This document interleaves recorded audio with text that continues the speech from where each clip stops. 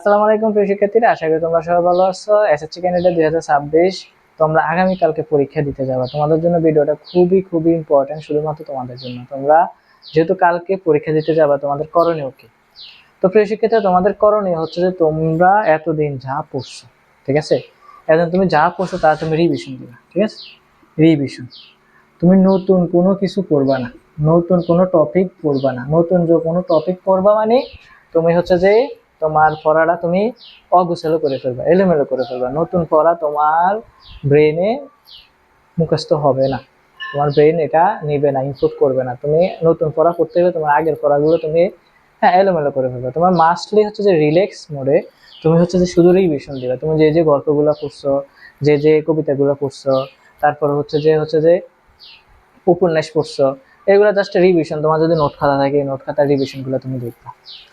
লেখক পরিচিতি, পাঠ পরিচিতি, এগুলো হচ্ছে যে একটু রিভিশন দিয়ে যাবে, জাস্ট এতটুকু। আর বেশি রাত জাগবা না আজকে।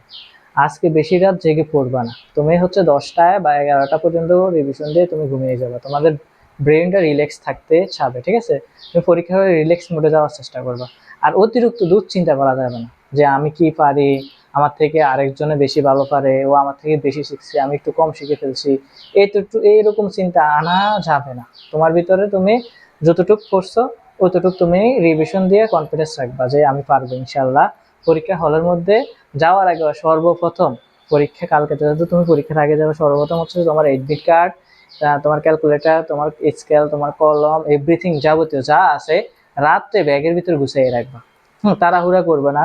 সকালবেলা ঘুম থেকে উঠে তোমার ব্যাগে সবকিছু আছে কিনা সেটা ভালোভাবে দেখবে। তোমার ক্যালকুলেটর আছে কিনা, তোমার যাবতীয় যা যা নেওয়ার দরকার, এডমিট কার্ড, এগুলো আছে কিনা এগুলো দেখবা। দেখার পরবর্তী রিল্যাক্সে তোমার আব্বু, আম্মু, দাদা, দাদি থাকলে তাদের কাছ থেকে দোয়া নিবা। এবং হচ্ছে যে আল্লাহ তাআলার কাছে নামাজ পড়ে দোয়া করে তার পরবর্তীতে তুমি রওনা দিবা। ইনশাল্লাহ তুমি পরীক্ষার মধ্যে সর্বোচ্চ বেস্টটা দিবা এবং ভালো একটা রেজাল্ট করতে পারবা। আর পরীক্ষার হলে যাইয়া তুমি কি করবা? পরীক্ষার হলে সর্বপ্রথম যাইয়া তোমার কেন্দ্র খুঁজে নিতে হবে। তুমি 1 ঘন্টা আধা ঘন্টা আগে তোমায় প্রথম দিন চলে যেতে হবে, কারণ তুমি তোমার সিট কোথায় তুমি জানো না। তুমি তোমার কেন্দ্রটা, তোমার সিটটা খুঁজে বের করে নিতে হবে। তোমার সিট খুঁজে বের করতে তোমার সময় লাগবে। তো তুমি আগে আগে যাওয়ার চেষ্টা করবা। পরীক্ষা ধরো তোমার 10টায়, তুমি 9টায় হলে যাওয়ার চিন্তা করবা। হলে যাইবা 9টায়। তো তুমি পরীক্ষার হলে ঢোকার পরবর্তীতে হচ্ছে যে তোমার সিট নাম্বারও থাকবে। তুমি তোমার পাশের জন, পিছর জন কে আছে তার সাথে অতটা কথা বলার দরকার নেই। ওভার কনফিডেন্ট, ওভার আমি আমি স্কুল থেকে আইছি, আমি এত পারি, আমি অত পারি, আমি এইসব মানে এইগুলো কিছু বলার দরকার নেই। রিল্যাক্স মোডে তোমার পাশে যেজন আছে তার সাথে একটু কমিউনিকেট করবা, তারপর রিল্যাক্স মোডে বসে থাকবা। রিল্যাক্সে বসে থাকবা, রেস্ট্রিক্টর করলে করবা, দোয়া দরুদ করবা।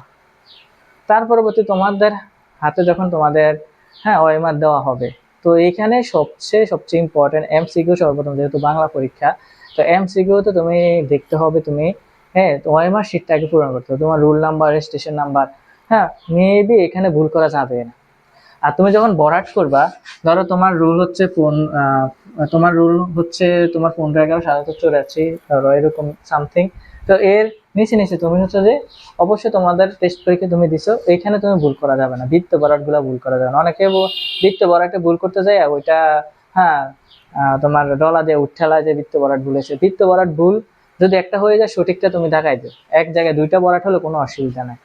তার পরবর্তী তুমি সেট কোড অবশ্যই রাখতে হবে। এবং হচ্ছে তোমার বাংলা এমসিকিউর যে কোড আছে, খ সেট, ঘ সেট, ঘ সেট, এটা তোকে মাস্টলি লিখতেই হবে।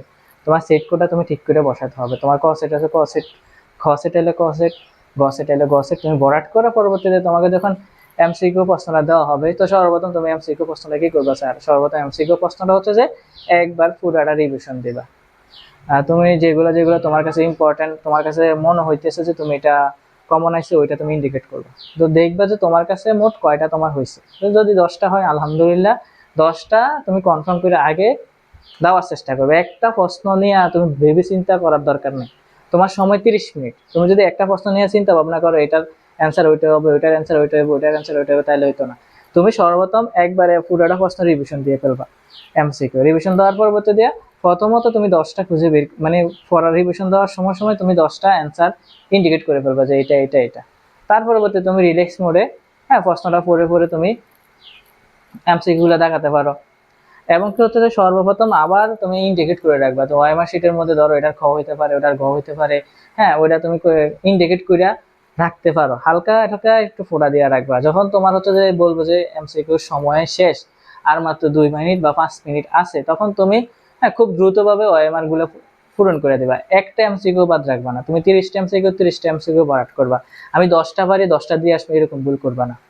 তোমার 30টা এমসিকিউ আছে, 30টা এমসিকিউ তুমি দিয়ে আসবে, একটা এমসিকিউ বাদ রাখবে না। তারপরে তোমার সিকিউ সৃজনশীল যদি আসে তাহলে তুমি ওইভাবে দেওয়ার চেষ্টা করবা। সৃজনশীল তো অবশ্যই তোমরা জানো কিভাবে লিখতে হয়। হ্যাঁ তোমার গল্পের সাথে উদ্দীপকের প্রাসঙ্গিক জিনিসগুলা হ্যাঁ বেশিরভাগ পাঠ্য বই থেকে লিখবা, উদ্দীপকের সাথে এটা সাদৃশ্য ওইটা বৈসাদৃশ্য, হ্যাঁ নিজের মতন সৃজনশীল ঘ ঘ লেখার চেষ্টা করো, পয়েন্ট দিয়ে প্যারা প্যারা দিয়ে। তো আশা করি প্রিয় শিক্ষার্থীরা তোমরা আজকে ভিডিওটা দেখে উপকৃত হয়েছো এবং কনফিডেন্স ভালো রেখে পরীক্ষার হলে যাবে ইনশাল্লাহ, তুমি তোমার সেরাটা দিবে এবং ভালো একটা রেজাল্ট করবা এবং তুমি তোমার গন্তব্যের পথ সমাধির করবা। তো সবাই ভালো থাকবা, সুস্থ থাকবা, আল্লাহ হাফেজ।